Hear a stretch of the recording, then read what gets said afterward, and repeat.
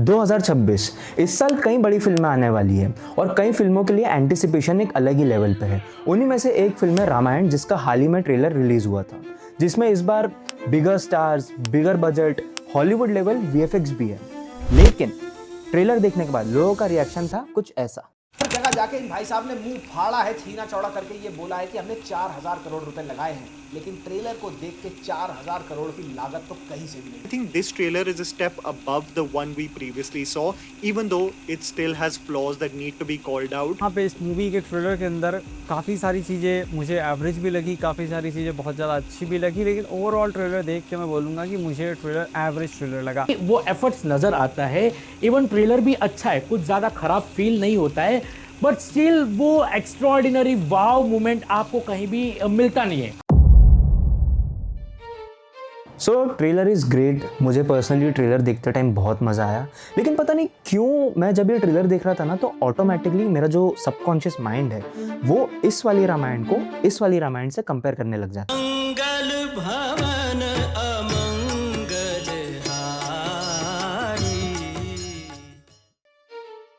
1987 जब टेक्नोलॉजी इतनी एडवांस नहीं हुई थी, जब हमारे पास इंस्टाग्राम रील्स नहीं थी, जब एंटरटेनमेंट के साधन कम थे, तब दूरदर्शन पर हर संडे एक शो टेलीकास्ट होता था, जिसके कारण पूरा इंडिया रुक जाता था। सड़कें सुनसान हो जाती थी और ट्रेन्स लेट चलती थी, क्योंकि जो स्टेशन मास्टर था वो खुद वो टीवी शो देख रहा होता था। Whenever and wherever the serial was telecast, time stopped and people sat focused in front of the television, lost themselves in the absorbing presentation of Ramayana.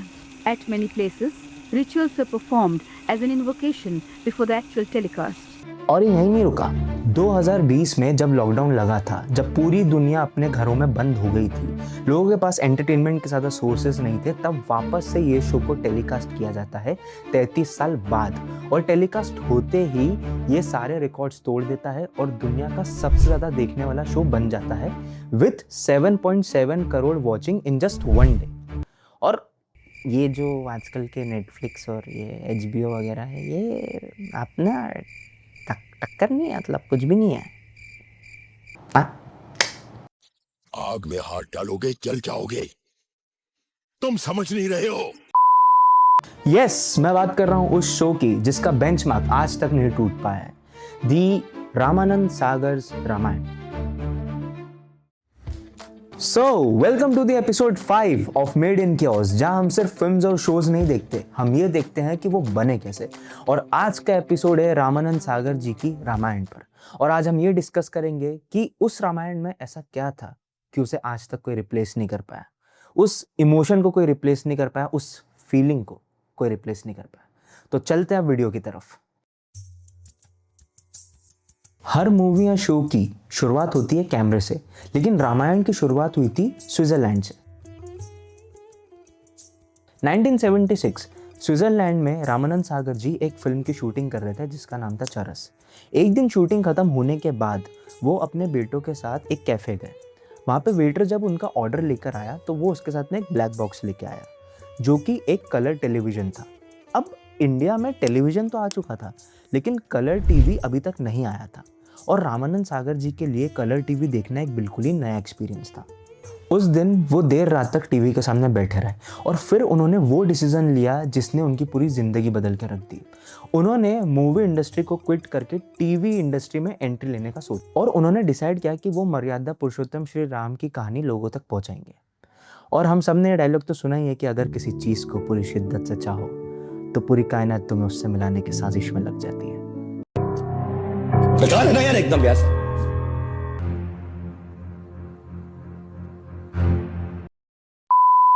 और फिर 9 साल बाद चीज़ें खुद ब खुद अलाइन होने लगती है। 1985 उस टाइम के इंडिया के प्राइम मिनिस्टर श्री राजीव गांधी जी अपने इंफॉर्मेशन एंड ब्रॉडकास्टिंग मिनिस्टर को एक ऐसी रैंडमली कह देते हैं कि हमें हमारी एंशिएंट वैल्यूज़ को लोगों तक पहुंचाना चाहिए। इस बात को उनके सेक्रेटरी SS गिल बहुत ज़्यादा सीरियसली ले लेते हैं, और वो उसी दिन 2 लेटर्स लिखते हैं। पहला लिखते हैं रामानंद सागर जी को और दूसरा लिखते हैं BR चोपड़ा जी को। एंड उस लेटर में लिखा था कि रामायण कोई धार्मिक टेक्स्ट नहीं है, ये सेकुलर एंड यूनिवर्सल है। और उन्होंने रामानंद सागर जी को चैलेंज दिया कि हमें इसे इस तरह से बनाना है कि मॉडर्न इंसान भी, उस समय का मॉडर्न इंसान भी इस शो से रिलेट कर पाए। रामानंद सागर जी ने स्कॉलर्स के साथ बैठकर रामायण के एटलीस्ट 14 वर्जन्स को स्टडी किया, जिसमें उर्दू और पर्शियन वर्जन्स भी शामिल थे, और ये उन्होंने इसलिए किया ताकि वो रामायण को ऑथेंटिकली प्रेजेंट कर पाए। अब शूट स्टार्ट करना था, तो सबसे पहले क्या अरेंज करोगे? Costume, sets, VFX, actors. और रामानंद सागर जी के पास इनमें से कुछ भी डिसाइडेड नहीं था। उस टाइम पर माइथोलॉजिकल कॉस्ट्यूम्स नहीं होते थे, कंप्यूटर ग्राफिक्स एग्जिस्ट नहीं करते थे, फैंटेसी लोकेशंस नहीं होती थी, और सबसे बड़ी प्रॉब्लम थी टाइम मैनेजमेंट, क्योंकि इन सब प्रॉब्लम्स के कारण शूट कभी कभी डिले होते थे या रुक जाते थे। लेकिन क्योंकि एपिसोड हर हफ्ते टेलीकास्ट होना है, तो आपको जो रील होती थी हर एपिसोड की वो आपको दिल्ली पहुंचानी होती थी, और कई बार इन प्रॉब्लम्स के कारण शो टेलीकास्ट होने के कुछ देर पहले ही दिल्ली तक रील पहुंचती थी। और गाइज, ये तो मैं अभी तक सिर्फ प्रोडक्शन की बात कर रहा था। अब आ जाते हैं कास्टिंग पर।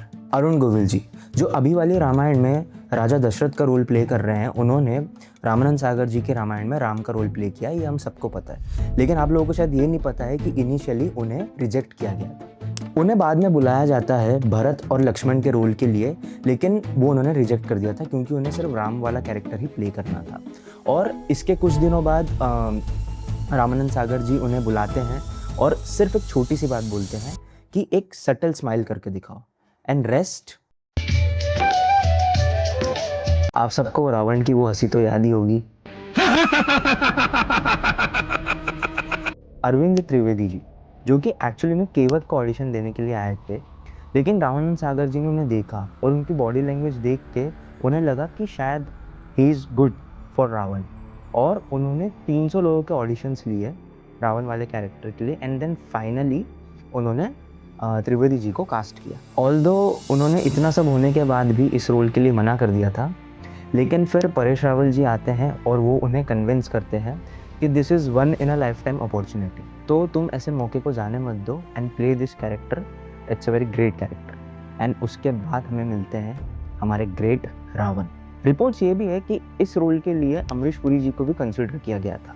सुनील लहरी जी, वो ओरिजिनली शत्रुघ्न के कैरेक्टर के लिए सिलेक्ट किए गए थे, लेकिन जो ओरिजिनल लक्ष्मण था उनके कुछ पर्सनल रीजंस के कारण उन्हें हटा दिया गया और फिर ये रोल लहरी जी को मिल गया। दारा सिंह जी, जिन्होंने हनुमान जी का रोल प्ले किया है, लेकिन उन्होंने भी इस कैरेक्टर के लिए मना कर दिया था, और उनका रीज़न ये था कि वो तब ऑलमोस्ट 60 ईयर्स के हो गए थे, एंड उन्होंने सागर जी से ये कहा था कि मैं 60 साल का हो गया हूँ, किसी यंग बंदे को ले लो। लेकिन सागर जी फुल्ली कन्विंस थे, क्योंकि उन्होंने सपने में दारा सिंह जी को ही एज अ हनुमान देखा था, तो वो दिल से यही चाहते थे कि दारा सिंह जी ही हनुमान जी का रोल प्ले करें, क्योंकि रामानंद सागर जी एक्टर्स नहीं ढूंढ रहे थे, वो प्रेजेंस ढूंढ रहे थे। वो ऐसे कैरेक्टर्स चाहते थे जो बहुत ज़्यादा रियल फील हो, जो लगे कि नहीं हाँ ये हनुमान जी है, ये श्री राम है, सीता है, एंड सो ऑन। आज के वीएफएक्स आर्टिस्ट सॉफ्टवेयर खुलते हैं, लेकिन 1987 में art director Hira Bhai Patel pen, paper and pencil उठाते थे। हर क्राउन, हर नेकलेस, हर ऑर्नामेंट पहले पेपर पर ड्रॉ होता था, फिर रामानंद सागर जी उसे अप्रूव करते थे, तब क्राफ्ट्समैन उसे असली ज्वेलरी में बदलते थे। कॉस्ट्यूम्स के लिए भी ये लोग किसी नॉर्मल टेलर के पास नहीं गए। मगनलाल ड्रेस वाला, एक 100 साल पुरानी कॉस्ट्यूम की कंपनी, जिन्होंने काफ़ी फेमस मूवीज़ और लेजेंडरी मूवीज़ जैसे कि आलम आरा, मुगले आजम और महाभारत जैसे शो में भी कॉस्ट्यूम्स दिए हैं, उन्होंने ही रामायण में भी कॉस्ट्यूम दिए थे। ये तो एक वर्ल्ड था जो कि सिलाई और स्केचेस से बन रहा था, लेकिन क्या आपको पता है कि वीएफएक्स करने के लिए कंप्यूटर ग्राफिक्स और सॉफ्टवेयर की ज़रूरत नहीं होती है, ज़रूरत होती है तो सिर्फ एक कॉटन की। अगर आज हमें ऐसे बादल बनाने हो तो हमें क्या करना होता है? सॉफ्टवेयर खोलना होता है, इमेजेस इंपोर्ट करनी होती, फलाना ढिमकाना जो भी करना होता है, और बादल बन जाते हैं। लेकिन उस टाइम पर एक ग्लास पर कॉटन चिपकाया जाता था और उसे ऐसे रोटेट किया जाता था पीछे, ताकि वो बादल वाला फील आ सके। और फॉग बनाने के लिए क्या करते थे? धूप बत्ती और अगरबत्ती जलाते थे। समझ रहे हो? इतना सिंपल था फॉग क्रिएट करना। और संजीवनी बूटी को क्रिएट करना तो और भी ईजी था। कैसे? कि जो आप संजीवनी बूटी देखते थे वो एक्चुअली में पालक का पेस्ट था। यस। और हम सबको वो सीन तो याद ही होगा जहाँ पे राम और लक्ष्मण हनुमान जी के कंधों पर चढ़कर उड़ते हैं। अब सवाल यहाँ पर ये है कि उस समय तो वायरिंग वगैरह नहीं थी, तो उन्हें उड़ाए कैसे? तो उसकी टेक्निक ये निकली थी कि दारा सिंह जी को एक स्टूल पर खड़ा किया जाता था और उस स्टूल को ब्लू कलर का क्रोमा मतलब पेंट किया जाता था, बेसिकली क्रोमा पेंट जो होता है वैसा पेंट किया जाता था। एंड एक रैम्प बनवाया गया था ताकि राम और लक्ष्मण जी हनुमान जी के कंधों पर चढ़ सके। तो समझ रहे हो आप लोग, पहले इतना स्ट्रगल किया जाता था VFX बनाने के लिए, और आज के टाइम पर तो 500-700 करोड़ लगा के भी क्या बनता है ये हम सबको पता है। नहीं, कोई देखो कोई नाम नहीं लेगा, कोई कुछ बोलेगा नहीं, but we all know it very well. Hi, Hi Prabhas, are you ready for Hi. tomorrow? all excited, fingers crossed. और divine weapon and celestial scenes को बनाने के लिए back projection, miniatures, glass paintings और एक नई मशीन जिसका कि नाम था SEG 2000, एक स्पेशल इफेक्ट जनरेटर मशीन थी वो, जिसे कंबाइन करके अस्त्र शस्त्र वाले इफेक्ट्स और वेपन्स को क्रिएट किया जाता था। जहाँ आज सॉफ्टवेयर काम करते हैं वहाँ तब इमेजिनेशन काम करती थी। रामायण इंडिया का पहला माइथोलॉजिकल शो था जो कि इतने बड़े स्केल पर बन रहा था, तो सपोर्टिंग और जूनियर आर्टिस्ट को ढूंढना बहुत मुश्किल हो रहा था, क्योंकि जैसा कि हमने देखा कि एक्टर्स को कास्ट करने में ही इतना लाइक प्रॉब्लम्स आई थी, तो असिस्ट करने वाले लोग तो और नहीं मिल रहे थे। तो इसका सॉल्यूशन क्या था? टीम ने लोगों को गांव-गांव भेजा और ढोल बजवाए, अनाउंसमेंट करवाया कि भैया जो भी सेट पर आएगा हेल्प करने, असिस्ट करने, उसे खाना और पैसा मिलेगा। सिंपल। और रामायण इस लेवल पर लोगों के दिलों में बस गया था कि उम्बर गांव में शूट के दौरान जो ट्राइबल फैमिलीज़ के वहाँ पे न्यू बॉर्न बेबीज़ होते थे, तो वो उन्हें अरुण गोविल जी और दीपिका के कदमों में रख देते थे, क्योंकि उनके हिसाब से वही श्री राम थे और वही सीता माता थी। और रामायण सिर्फ कोई शो नहीं रह गया था, क्योंकि जब भी कोई इंसान श्री राम को याद करता था तो उनके सामने अरुण गोविल जी आते थे। ये होता है जब आप किसी शो को बिल्कुल ईमानदारी और शिद्दत से बनाते हो, वो लोगों के अंदर बस जाता है, और रामायण उन्हीं में से एक शो था। Originally music department renowned music director Jaidev को दिया गया था, जिनके काफ़ी गाने आपने सुन रखे हैं। अभी न जाओ छोड़ कर। लेकिन शूट स्टार्ट होते ही कुछ ही दिनों में खबर मिलती है कि ही पास्ड अवे, एंड उसके बाद ये प्रोजेक्ट हैंड ओवर कर दिया जाता है दी आइकॉनिक रविंद्र जैन जी को। रविंद्र जैन जी ने इनिशियली वेस्टर्न इंस्ट्रूमेंट्स अवॉइड किए और उन्होंने रामायण को कल्चरली स्टडी करने के लिए वो यूपी गए, और वहाँ पे जब वो गए तो उन्होंने वहाँ का फोक म्यूज़िक और फोक इंस्ट्रूमेंट्स और सारी चीज़ों का उन्होंने रिसर्च किया, इसीलिए ताकि वो हर चीज़ को एकदम ऑथेंटिक और नेटिव वे में प्रेजेंट कर पाए। And that's why dholak, dhapli, shehnai, all the instruments which were Indian were used to compose every piece. और फिर हमें मिलते हैं कई आइकॉनिक सॉन्ग्स जो कि आज भी इंडिया के हर घर में सुनाई देते हैं। रामानंद सागर जी की रामायण सक्सेसफुल हुई क्योंकि उनके पास एक अच्छी स्टोरी थी, लेकिन स्टोरी तो हज़ारों सालों से वही है। तो फिर डिफरेंस क्या आता है? डिफरेंस आता है उसे दिखाने के तरीके में। और हर बार जो रामायण बनती है वो ऑटोमेटिकली कंपेयर इसलिए की जाती है क्योंकि उस रामायण का एक बेंचमार्क अलग ही लेवल पर सेट है। वो हम सबके दिलों में इतनी ज़्यादा बसी हुई है कि हमारा सबकॉन्शियस माइंड ऑटोमेटिकली जब भी कुछ रामायण का जिक्र होता है तो हम रामानंद सागर जी के रामायण पर पहुंच जाते हैं।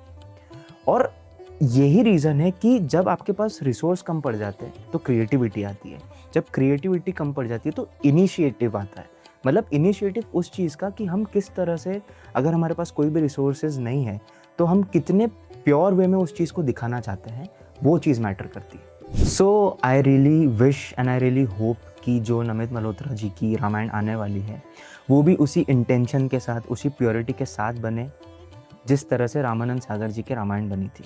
क्योंकि आई रियली वांट कि ये फिल्म अच्छी बनना चाहिए ताकि ग्लोबल लेवल पे भी दिखे कि इंडियन सिनेमा किस लेवल पे आ चुका है। So yup guys, this was it from the video. आपको वीडियो कैसा लगा आप मुझे कमेंट सेक्शन में ज़रूर बताइए, और हम अगली वीडियो किस पर बनाए वो भी आप कमेंट में हमें बता सकते हैं। बाकी रामायण का ट्रेलर कैसा लगा वो भी बताइए, एंड साथ ही साथ अगर वीडियो आपको पसंद आया हो तो उसे लाइक भी करिए। और ज़्यादा से ज़्यादा लोगों के बीच में शेयर करिए ताकि ये इन्फॉर्मेशन सब तक पहुंच पाए। And yes, so bye bye and जय श्री राम।